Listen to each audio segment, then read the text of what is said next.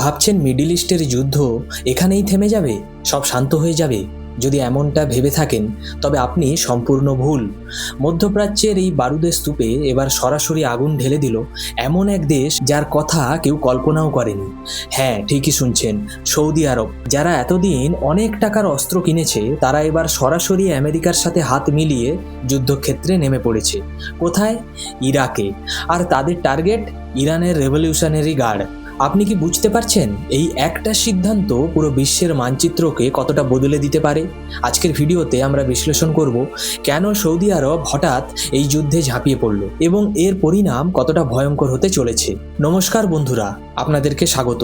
অনেকেই ভেবেছিলেন যে মধ্যপ্রাচ্যের এই যুদ্ধ হয়তো এবার একটা সমাধানের দিকে এগোবে, বিভিন্ন শান্তি চুক্তি বা MOU সাইন হওয়ার মাধ্যমে হয়তো পরিস্থিতি শান্ত হবে। কিন্তু বাস্তবতা হলো পরিস্থিতি আরও খারাপের দিকে যাচ্ছে। সব থেকে বড় এবং ব্রেকিং নিউজ হলো সৌদি আরব এখন সরাসরি এই যুদ্ধে মিলিটারিলি অংশগ্রহণ করছে।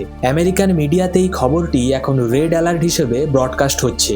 মার্কিন যুক্তরাষ্ট্র এবং সৌদি আরবের সামরিক বাহিনী যৌথভাবে ইরাকের বুকে থাকা ইরানের মিলিশিয়া এবং ইরানের রেভলিউশনারি গার্ডের ওপর ভয়াবহ বোমা বিস্ফোরণ করেছে। আপনারা হয়তো ভাবছেন ওমান হঠাৎ করে কেন শান্তিদূত হয়ে গেল, আর ইরান কেনই বা এত সুন্দর একটা প্রস্তাব এক কথায় ছুঁড়ে ফেলে দিল? এর পেছনের রাজনীতিটা বুঝলে আপনার গায়ের লোম খাড়া হয়ে যাবে। সম্প্রতি ওমান ইরানের কাছে একটি প্রস্তাব নিয়ে গিয়েছিল। তারা বলেছিল, চলুন হুরমুজ প্রণালী আবার খুলে দেওয়া হোক এবং আলোচনার মাধ্যমে সমস্যার সমাধান করা হোক। কিন্তু হুরমুজ প্রণালী আসলে কি? এটা কি নিছকই একটা জলপথ? একদমই নয়। হুরমুজ প্রণালী হলো পুরো বিশ্বের তেল বাণিজ্যের গলার শিরা। গ্লোবাল অয়েল সাপ্লাইয়ের প্রায় 20 থেকে 30% এই একটি মাত্র সরু পথ দিয়ে যায়। ইরান খুব ভালো করেই জানে এই পথ তাদের নিয়ন্ত্রণে থাকা মানে পুরো বিশ্বের ইকোনমিকে তারা নিজেদের আঙুলের ডগায় নাচাতে পারবে। আর ঠিক এই অহংকার থেকেই ইরান পরিষ্কারভাবে ওমানের ওই শান্তির প্রস্তাব প্রত্যাখ্যান করেছে। শুধু প্রস্তাব প্রত্যাখ্যান করেই ইরান শান্ত থাকেনি, তারা এমন একটা কাজ করেছে যা পুরো জিওপলিটিক্যাল ইকুয়েশনকে উল্টে দিয়েছে। ইরান উল্টে জর্ডানের ওপর এক ভয়াবহ এবং দুঃসাহসিক হামলা চালিয়েছে। এখন প্রশ্ন হলো, কেন জর্ডান?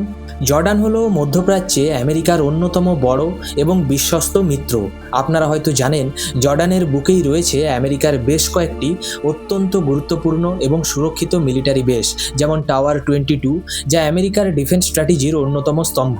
জর্ডানে এই হামলা চালিয়ে ইরান পুরো বিশ্বকে, বিশেষ করে হোয়াইট হাউসকে একটা স্পষ্ট মেসেজ দিয়েছে, তোমাদের মিলিটারি বেস বা ডিফেন্স সিস্টেম আমাদের আটকাতে পারবে না, আমরা কোনো রকম আপোষ করতে রাজি নই। ইরানের এই ভয়ঙ্কর পদক্ষেপের পরই আসল খেলা শুরু হয়।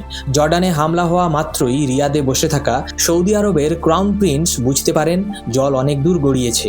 প্রথম কারণ হলো জর্ডানের মতো একটা দেশ যেখানে আমেরিকার সরাসরি প্রোটেকশন রয়েছে, সেটাই যদি নিরাপদ না হয় তাহলে সৌদি আরবের তেল খনিগুলো কিভাবে সুরক্ষিত থাকবে?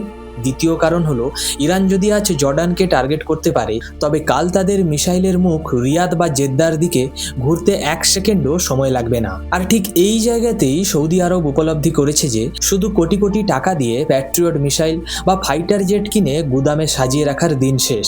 এবার আর ডিফেন্স নয়, অফেন্সে যেতে হবে। তাদের নিজেদের অস্তিত্ব টিকিয়ে রাখার জন্যই এবার সরাসরি ময়দানে নামতে হবে। ইরান যেভাবে আমেরিকার চোখের সামনে তাদের মিত্র দেশ জর্ডানে হামলা চালালো এবং আমেরিকান বেশগুলোকে তোয়াক্কা করলো না, আপনাদের কি মনে হয় আমেরিকার কি উচিত সরাসরি ইরানের ওপর পাল্টা আক্রমণ করা, নাকি এর ফলে তৃতীয় বিশ্বযুদ্ধ শুরু হয়ে যেতে পারে? আপনাদের মূল্যবান এবং লজিক্যাল মতামত অবশ্যই কমেন্টে জানান, আমি বেস্ট কমেন্টগুলো পিন করব। এখন আপনাদের মনে একটা প্রশ্ন আসতে পারে, বিশ্বজুড়ে এত যুদ্ধ চলছে, যেখানে সৌদি আরব যোগ দিলে এমন কি বড় ব্যাপার হয়ে গেল? ব্যাপারটা সত্যিই বড়। আসুন কিছু ডেটা এবং ফ্যাক্টস দিয়ে বিশ্লেষণ করি। গ্লোবাল ফায়ার পাওয়ার ইন্ডেক্স 2026 অনুযায়ী সৌদি আরবের বর্তমান র্যাঙ্ক হলো 25। ভারত আর সৌদি আরব হলো বিশ্বের অন্যতম শীর্ষ অস্ত্র ক্রেতা। সৌদি আরব বিলিয়ন বিলিয়ন ডলার খরচ করে তাদের বিমান বাহিনী তৈরি করেছে। তাদের কাছে রয়েছে F-15E স্ট্রাইক ইগলের মতো 148টি শক্তিশালী ফাইটার জেট, রয়েছে ইউরোফাইটার টাইফুনের মতো ভয়ঙ্কর যুদ্ধ বিমান, যা নিয়ে একসময় ভারতে রাফায়েলের সাথে জোর টক্কর চলেছিল।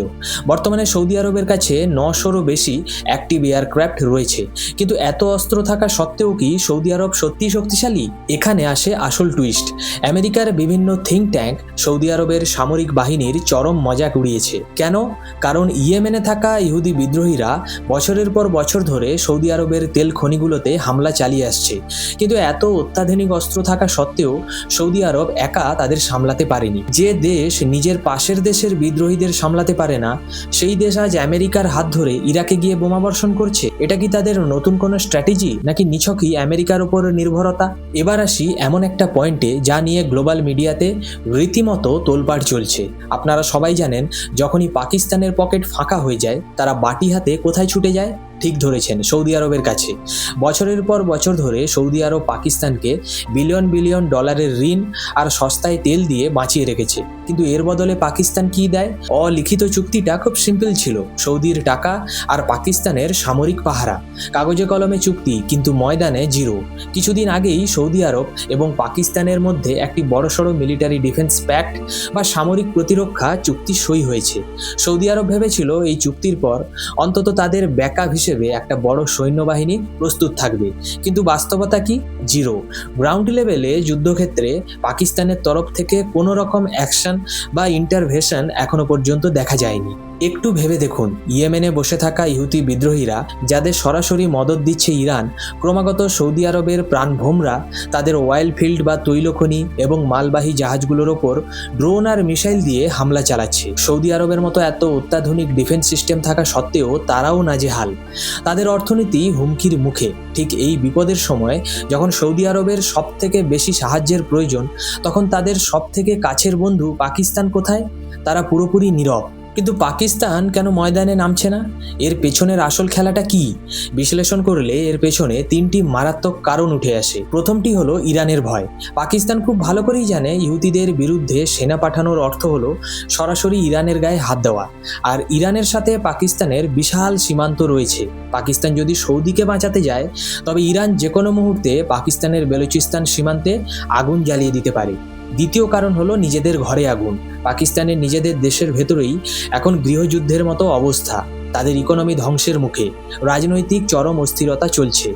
এই অবস্থায় অন্য দেশের হয়ে প্রক্সি যুদ্ধে নামার মতো সাহস বা ক্ষমতা কি তাদের সেনাবাহিনীর আছে? তৃতীয় কারণ হলো ইতিহাসের পুনরাবৃত্তি। 2015 সালেও যখন সৌদি আরব ইয়েমেনের যুদ্ধে পাকিস্তানের সেনা চেয়েছিল, তখন পাকিস্তানের পার্লামেন্টে পরিষ্কার না বলে দিয়েছিল। গ্লোবাল মিডিয়া এখন কিন্তু তীক্ষ্ণ নজর রাখছে। পাকিস্তান কি এবারও সৌদি আরবের বিলিয়ন ডলার হজম করে বিপদের দিনে তাদের পিঠে ছুরি মারবে? সৌদি আরবের এই পদক্ষেপে সব থেকে বেশি লাভবান হচ্ছে কে জানেন? ইসরায়েল। ইসরায়েলের প্রধানমন্ত্রী বেঞ্জামিন নেতানিয়াহু এই সুযোগের সদ্ব্যবহার করতে চাইছেন। তিনি ইতিমধ্যে ডোনাল্ড ট্রাম্পের সাথে আলোচনা শুরু করেছেন।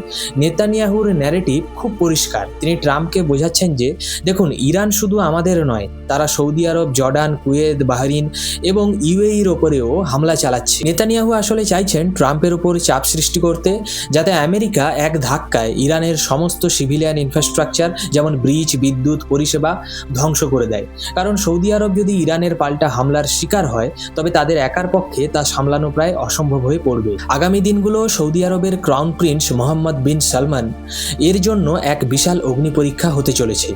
যদি সৌদি আরব এই যুদ্ধে নিজেদের আধিপত্য প্রমাণ করতে পারে, তবে তারা 25 নম্বর র্যাঙ্ক থেকে উঠে এসে বিশ্বের অন্যতম শক্তিশালী সামরিক দেশে পরিণত হবে।